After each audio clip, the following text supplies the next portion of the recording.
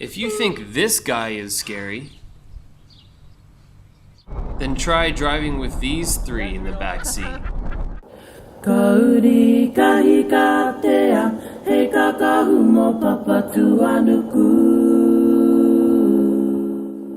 Leaving Auckland behind, we traveled north, past one sheep farm after the next, through twisting roads and giant kauri forests, and up to the Bay of Islands. The area around Russell was the first settled by the English during the 1800s, and where they and the Maori first signed the land treaty agreements. Since then, a proliferation of shops had emerged, each of which had to be carefully examined by Laura, Heather, and Mom. Of course, a visit to the Bay of Islands would not be complete without a sailing trip. We hopped aboard a 3-hour tour that would take us through the bay to get a closer look at the stunning scenery that makes this part of New Zealand so renowned.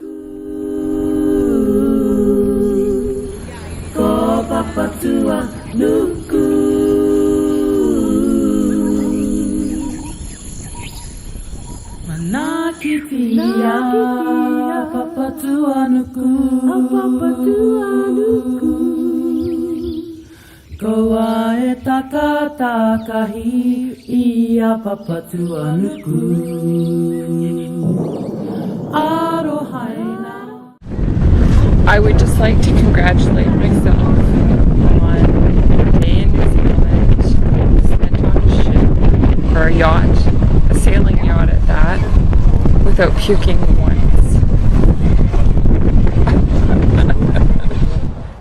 Our next stop was Rotorua, where we had just enough time to catch a glimpse of Maori culture and, yes, of course, check out some more gift shops.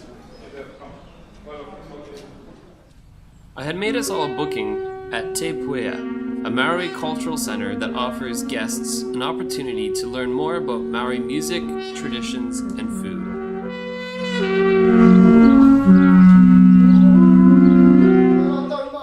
After a brief welcome, the festivities were underway.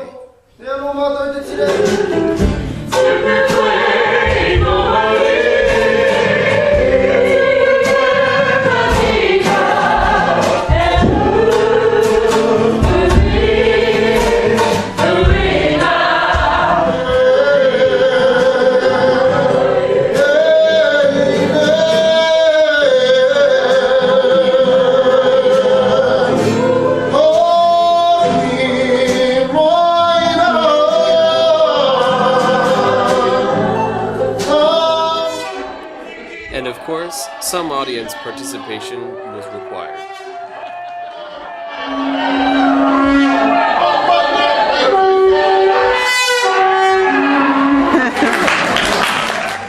Having enjoyed the music and traditional hangi, which included meat cooked under the ground, we were invited to walk amongst the tribe's ancestral land behind the cultural center that was comprised of several geysers and thermal pools that formed much of the landscape.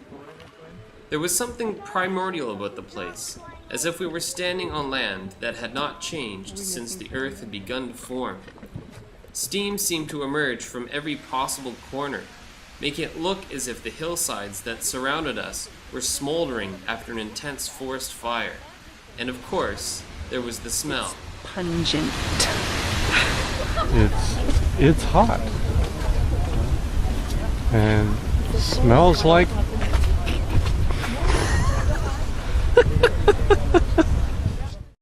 Having gained an appreciation for Maori food, culture, and music, it was time to hit the road again.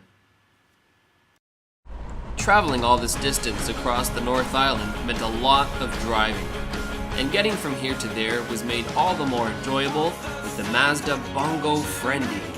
A quarter of 1 horsepower in faulty alignment, the Bongo Friendee made driving in New Zealand an adventure in itself. With slow acceleration, questionable brakes, and cramped spaces, it was pretty clear that nothing beat the Bongo.